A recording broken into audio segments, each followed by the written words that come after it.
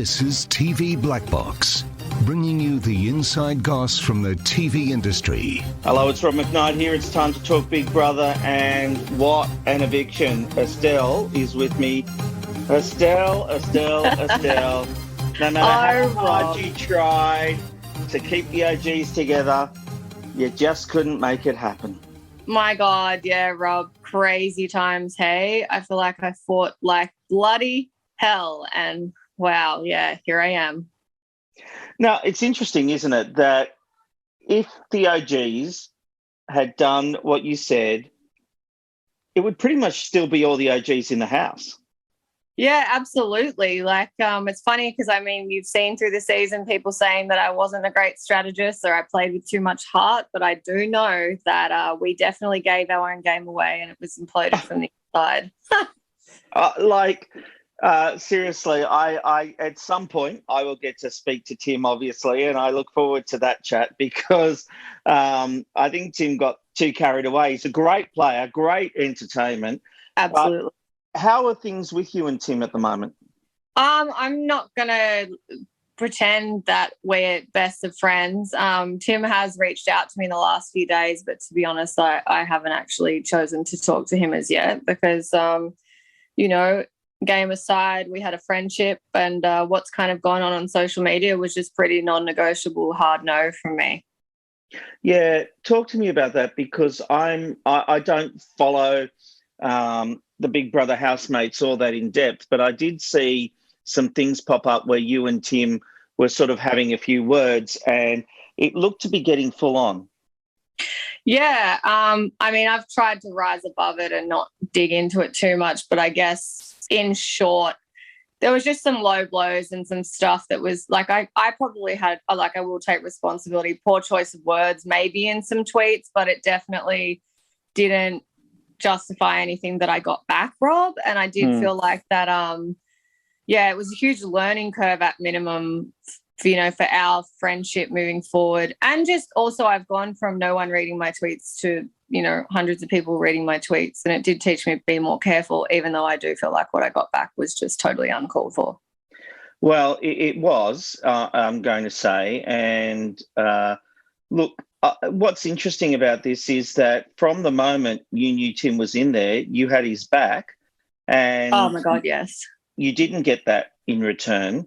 And the fact that it spilled out now while you guys are watching it, because it's a very different experience for you guys this time.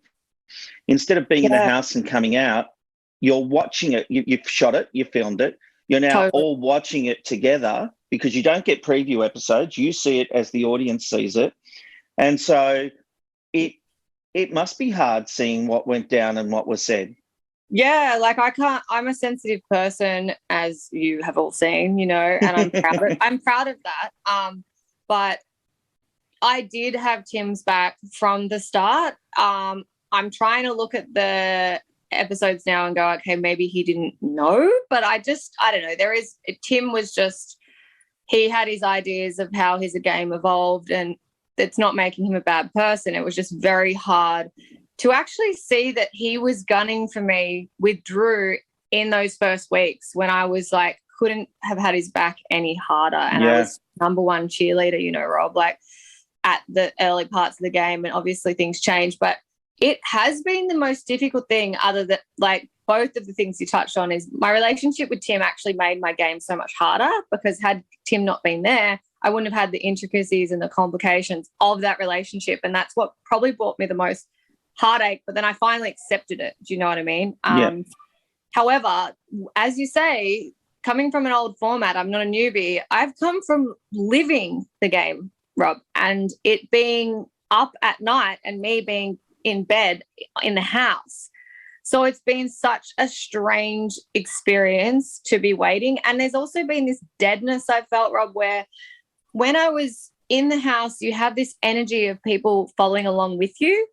This time in the house, I felt it was kind of dead. Does that make sense? Like this conscious energy, no one's thinking about the show and living the show with you. That's interesting. So you're saying that in your first time, even though you weren't seeing how people were reacting to you, you could feed off the energy of people watching you almost live within that 24-hour period.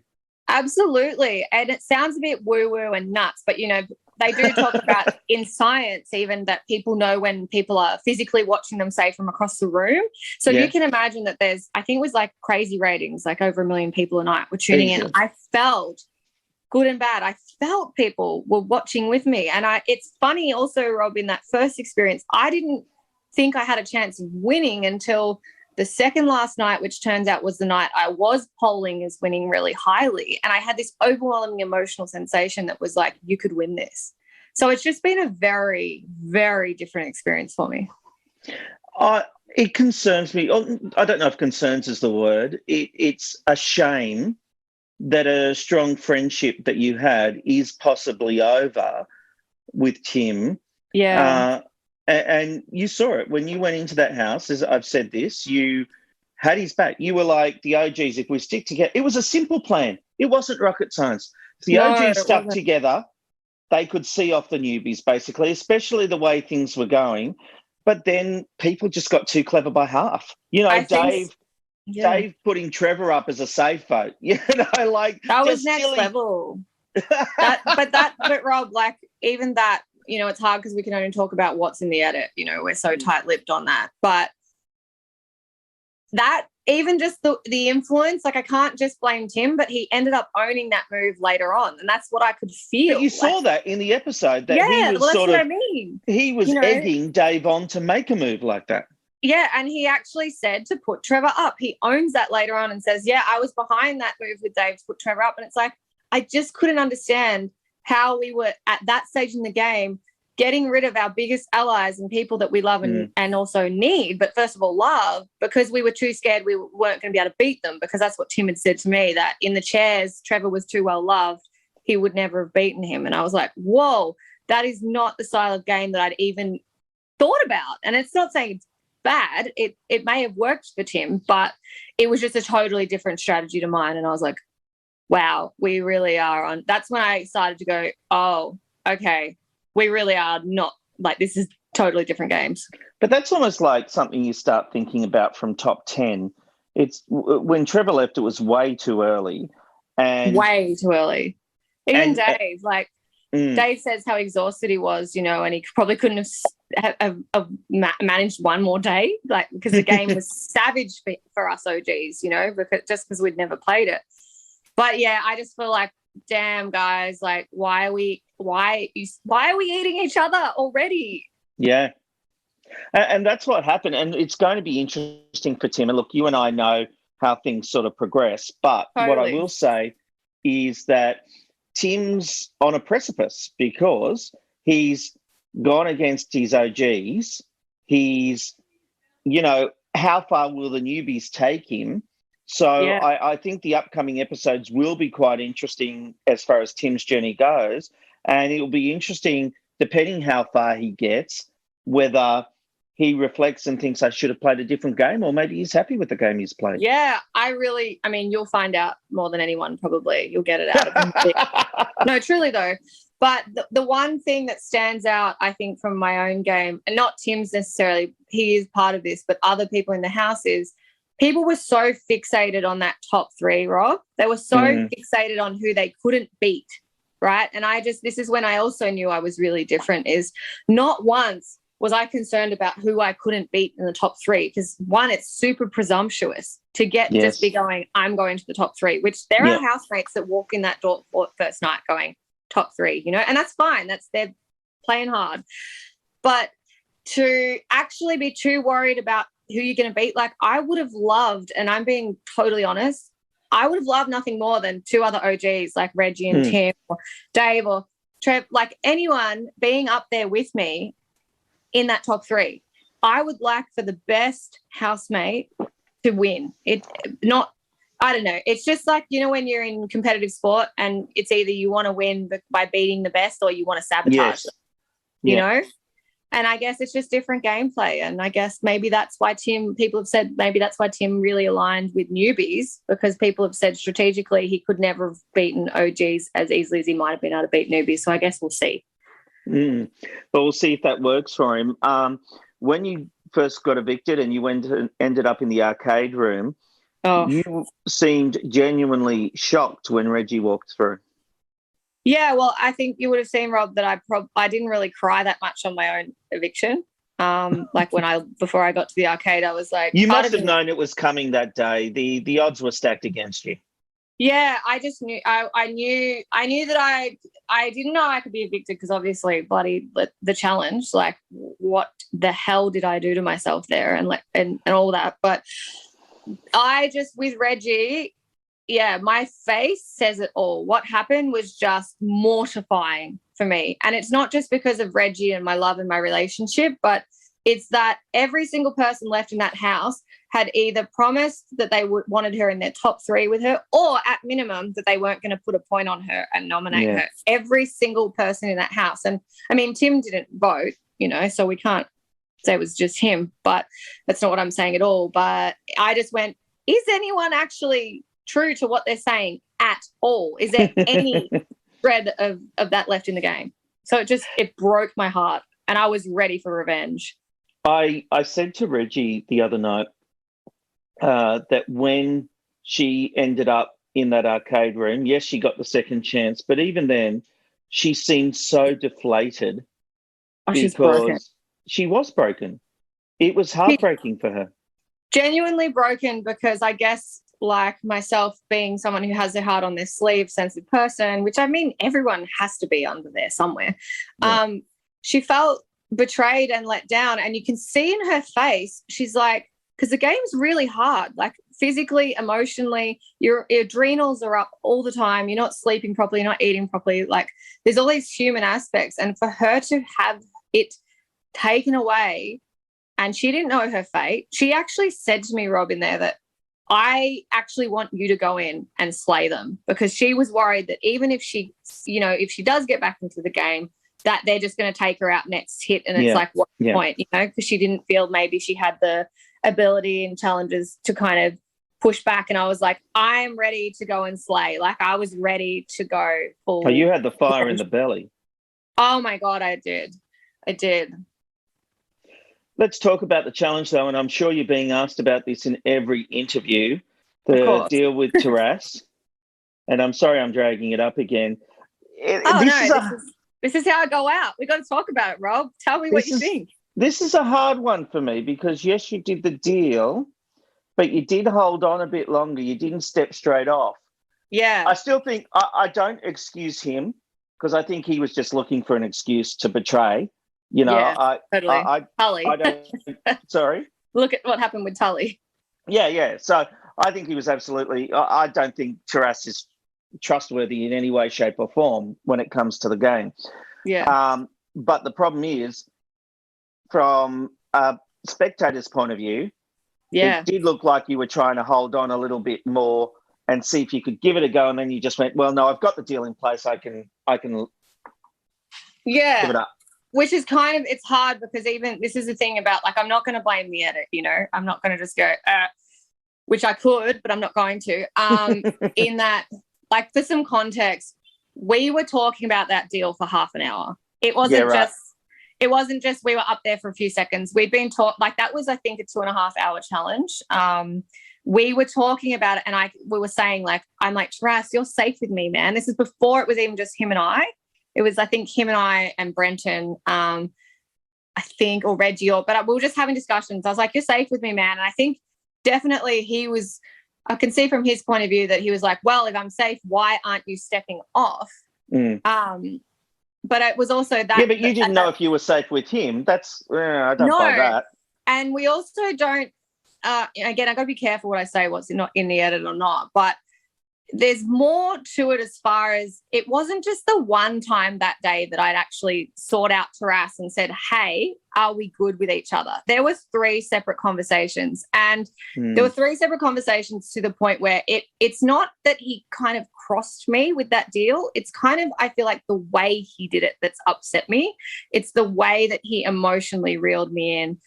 He hugged me and just completely love bombed me, looked me in the eyes, hugged it, just, my darling, I would never risk you.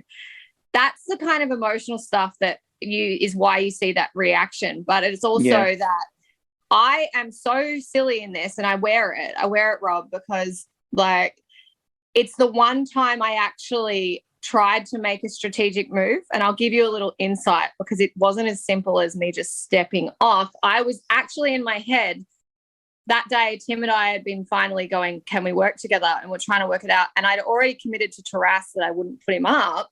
So I'd actually gone, okay, if I win this challenge, for the last 45 minutes of that challenge, I'm staying up there going, if I win this challenge, though, I'm going to have to put Tim up, and I was going to probably put Johnson and Alicia up, but try and use like a card to make sure Tim stayed, but to evict. Yeah. It's going to force Tim's hand to actually show me his loyalty by voting on Johnson. And I was like, I can't have Tim's blood on my hands, because I realized they could blindside him and him be gone. So I was actually strategically going, okay, I'm safe with Taras. So a deal with Taras worked for you? Well, the deal with Taras, if he had stuck to his word to me, which he was going to put up Tim, Johnson, and someone else, it would have meant that I had a vote to save Tim, because my whole grand plan, this is so, my love for Tim coming through, is that I would be able to save Tim because I would have a vote if Taras won. And I was like, I'm safe. I can have 2 for 1 here. Oh my God. Okay. I'm going to make it look like I've stepped off. And it's so stupid because, Rob, I championed myself on never throwing a challenge and not making deals, and something switched and something led me to do what I did, and it cost me my game. I own that. Well, at least you own it. And that's what I think is admirable about you, is that you will fight on social media for the things you believe you got right, and you will own the things you think you got wrong. And I admire that, because nobody's perfect. And, there's highs and lows, especially in a game like Big Brother. When you look back at the episodes as you're watching them, are you surprised with Taras? Are you surprised at what an arsehole he is? It's semi-mortifying. When it comes to the game, I don't know what he's like. We're talking about the game, and I want to say caveat, just if I can have a segue here and say, I have seen some of the stuff that Taras is copying, and I would never wish that for anyone. I don't want harm on anyone. Like, cyberbullying is awful. No game is worth some of the stuff. Hang on, talk to me about that, because I don't get into that minutiae. So he's really copying some bad stuff, is he?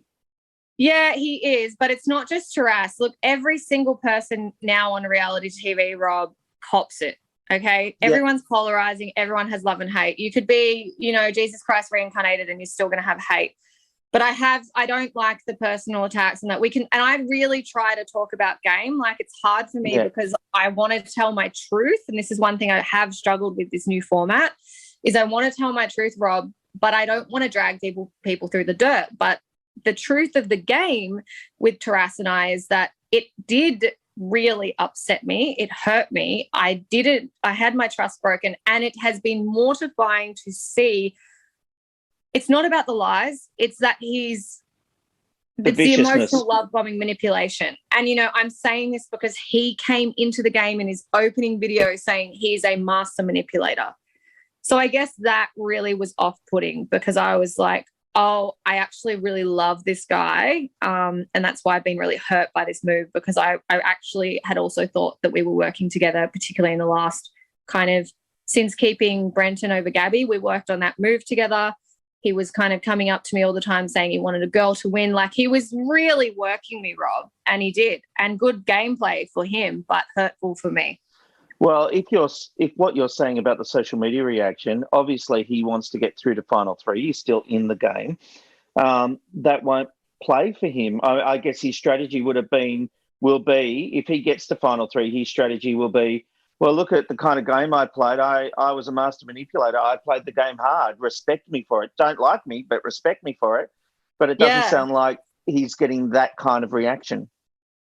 I haven't really seen all of it, but I can only kind of speculate. I guess maybe that's where he was playing a game by any means necessary, and some people will really love that, and so some people will really hate that. Like, some people will love my game, some people, will absolutely be polarized by it. I did see a social media post from Tully talking about the fact that that it is just a game, and that some of the commentary about the new housemates has been very, very rough and over the top. Yeah, I haven't seen all of it, but again, I'm just, I just don't like hearing that people are struggling to that degree. But it's so hard for the newbies because they haven't been through this whirlwind before, even though social media didn't exist very much in our day. Like, it was just the birth. No, it's all forums. Actually, you had to go to the Big Brother forum and all that kind of stuff. Yeah, which, that's an institution itself. Like, I joined it and left pretty quickly. They turned on me. Oh, right. Yeah, wow. It's a whole, little ecosystem that works in whatever way, but it's something that I think they weren't, no one's prepared for it, Rob. And no one's prepared for the backlash, and even just seeing themselves on TV. I think we take it for granted being OGs. We have so much experience from the experience, but it's also just hearing your voice, seeing yourself on TV, not picking yourself apart. Like, the human condition is so bizarre. So I think it's been very hard for them to adjust to, and they are at a disadvantage with that we've been through it before. And also, 6 months after they shot this thing, going back watching it, and usually, I've said this before, usually you don't hear the crap people say about you, and there it is, not only being said about you, but being transmitted around the country, and you're watching it. Yeah, and I can't pretend myself like, this isn't 2012, and I won't say I had the worst experience in 2012, but I didn't have the greatest either as far as time in the house. But Estelle's been talked about a lot this season, and I mean, all publicity is good publicity, but even for me, who's very resilient, I'm like, whoa, there's some pretty heavy blows that have gone out, in even the game aspect. I'm like, damn, but it's character building. Before I let you go, let's talk about a happy event. And I actually got to meet you for the first time in the flesh at the Logies red carpet. How fun was that to do? Oh my God. So actually, I have a confession that the Logies is so much more special to me because it was really hurtful. This is me being very vulnerable for a second, but the last Logies event, I actually had been invited as a +1 to an after party for the network, and they wouldn't let me in, Rob. So. And it was like this really kind of awful feeling. I know it doesn't sound like a lot, but when you're 23... No. The after parties, who gets in and out, it's brutal. It's absolutely brutal. And there was reason, like publicity, and he wanted, the two housemates from Big Brother, which were Layla and Ben there. And I had such a traumatic experience. It was so beautiful for me to be able to go to the Logies in my own right with Reggie, walk the red carpet, have this amazing reception, and get to meet people like you and, connect with people in the media, but on a human level. It's not like I got to touch you and see you and thank you. And, I got to wear a pretty dress, and it was just such a cool experience because I don't know when I'll walk a red carpet again, I know. It was such a lovely thing. And I remember the moment I caught yours and Reggie's eye, and you sort of just, I think you were in the middle of an interview and Reggie just started walking away from them. Yeah, we were. We just went, because I've heard so much about you, and I wanted to talk to you earlier on in the piece, and it was just so great to meet you and, forge that human to human. Absolutely. Well, I'm such a fan, and I thought I was so pleased that it was you and Reggie picked to go on the red carpet and have that experience and go to the Logies. And it really was such a joy to meet you because you have been this amazing character. I think you've always been underestimated. You've got such a big fan base. You give your all. I mean, when I watch you on the screen, I empathize so much with you. And I don't know what I would be like if I was in Big Brother. But the game you played, as far as knowing if the OG stick together, we've got a shot, right? Yeah. I saw that. And I get the flamboyancy of Tim and wanting to have fun and play the game and be seen as the master manipulator. I get all that. But I think from Tim's perspective, he probably let the power go to his head a bit and made some strategic mistakes. We will obviously see if that plays out, but I don't think he played the perfect game. Yeah, and it's interesting you say that because, I mean, you probably have seen, Rob, one thing that I laugh at is I can't win with what I do in that house, in that I was getting labeled being too heart, and then I'm told I'm too much strategy. Like, I feel like I'm not playing. I'm either always playing. Well, not because hard enough, sometimes you made a too hard. really clever move and you did play strategy. It is a mixture of heart It's and a strategy. mix. What you have to do when you leave Big Brother is say, I played as honest a game as I can. It can never be a 100% honest game because you'll be out on day one, right? That's right. You do make decisions with your heart, which Tim did. You know, Everyone does. him going back, letting Drew back in the tent was a heart move, not a head move. And there were times where you went, you had a position, you won a challenge, and you made a smart strategic decision. Totally. That's not a bad thing. Right. And it's just, you cannot have one without the other. I just explain it more of, you know, I had my heart very much on my sleeve, but I still, everything is strategy. Like, the definition of the word is you are thinking strategically about doing something, you know. I just had a very strong human experience going on underneath it all, I guess. Are you okay? Yeah, I am. It's been, I won't lie, it's been re-triggering because the stuff with Taras is definitely, it was hurtful, is hurtful. And, you know, Tim and my relationship, but all in all, like, I am so grateful for the fans that have stuck with me from day one and the new fans, and being seen, heard, appreciated, underestimated, conquered. It's just been amazing. Like, I'm disappointed in myself for, you know, sinking my own game, but I also, well, just sinking my own, you know, that challenge, it really stuck with me. But at the same time, in the words of my beautiful late mum, which I wish, Rob, I really wish we saw that. You didn't see anything, did you, about my mum? No. Well, just quickly, I actually lost my mum a year to the day that I got the phone call from production. And I was like, this is a message from above. And I've been raised by a single mum and a really strong woman. I thank her for who I am. But I just went, you know, I've lost my whole train of thought. What was I saying? What was I just saying? You were talking about your game and yes. Sorry. Very long day. What I'm proud of, though, and you see me say it in the chairs, is even if I chose to trust and love in a game that maybe that wasn't there, I went out in that fashion, which is a true Estelle fashion. You know, I chose to trust. So there's a silver lining, even if I can go, damn it. One thing I would say, and you know I'm a fan of yours, right? I've really grown, especially in this series, I've really grown to love you so much. And and I hated it, but when you first got evicted, and they did that happy dance, they were dancing in the eviction room. Yeah, that hurt. Hey. Of course. And I didn't like it. And then I thought, you know why they're dancing? Because you're a fierce competitor. That's true. You're not an easy one to get out.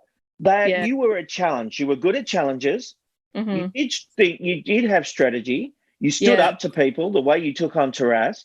The reason they were happy is because they were fearful they would not be able to beat you. Yeah, and thank you. And definitely in the eviction room, I haven't seen it yet, obviously, for my actual eviction, but reading the room, it was pretty savage, and I could feel that. I could almost feel the relief, but also the savagery of, like, we have to take her down now. Correct. Yeah. In any fashion possible, or they could feel, they knew if I was back in that house, I was going for blood, like in the game sense. It was you had nothing to lose.